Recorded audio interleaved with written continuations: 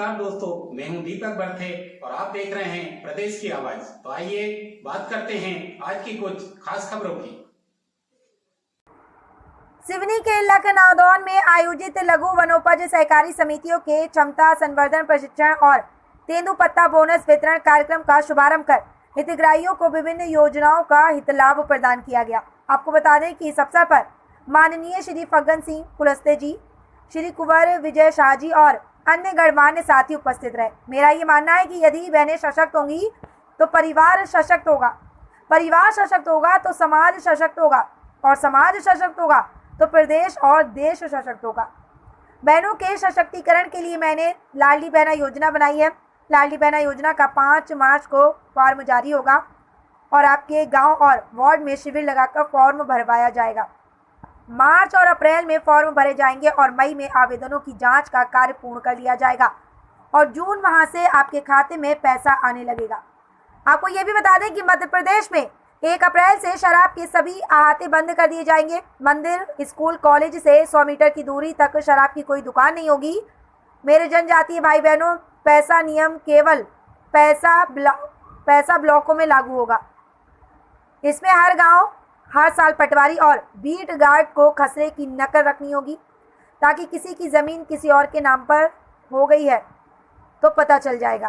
कई बार लोभ लालच देकर जनजातीय भाई बहनों की ज़मीन को लेने का कुचक्र लोग रचते हैं, धर्मांतरण की साजिश करते हैं।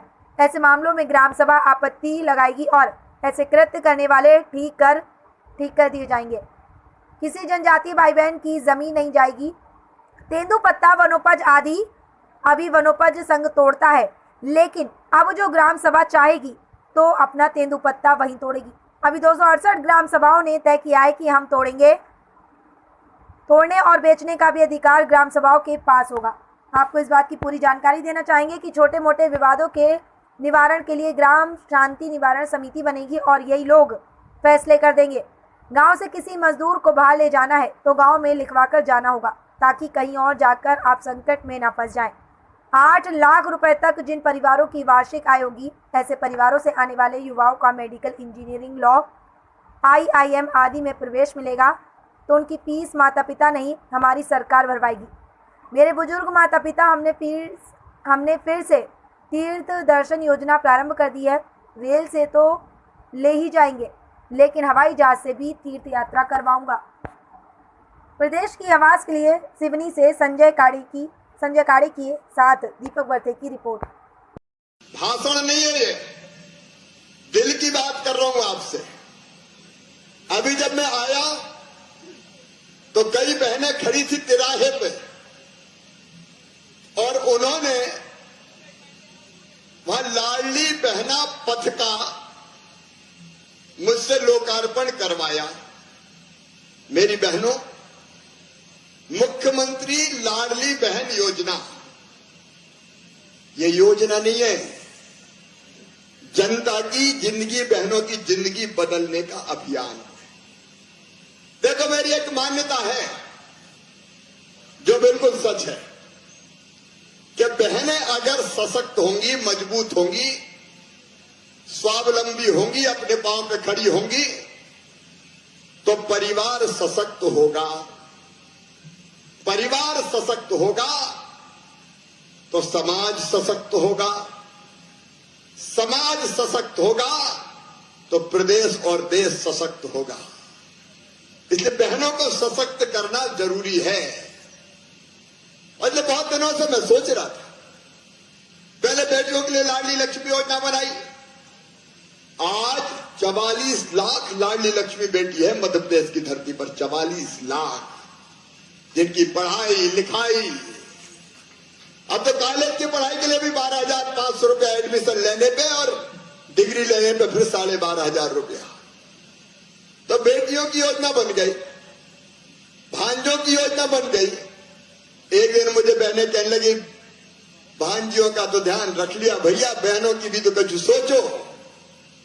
तब बहनों के लिए सोची है मुख्यमंत्री लाडली बहना योजना। मुख्यमंत्री लाडली बहना योजना हमने बनाई है। मेरी बहनों, महिलाएं अगर सशक्त होंगी बहनें अगर सशक्त होंगी तो समाज सशक्त होगा। तो ये केवल लाडली बहना योजना नहीं है, ये देश को सशक्त करने का अभियान है, मामा का, भाई का। हमारी बहनें आर्थिक रूप से सशक्त हो, शैक्षणिक रूप से सशक्त हो, स्वावलंबी बने। पहले कई योजनाएं हमने बनाई। एक योजना बनाई बेटियों को आगे बढ़ाने के लिए, लाडली लक्ष्मी योजना। अब मेरी 44 लाख से ज्यादा लाडली लक्ष्मी बेटियां हैं।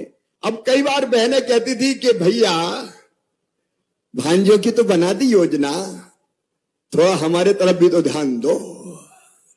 मेरे मन में आया कि मैं भी तो अपनी बहनों का भाई हूं। जब भांजे भांजियों का मामा हुआ तो बहनों का क्या लगा? मैं जोर से बोलो ना, भाई।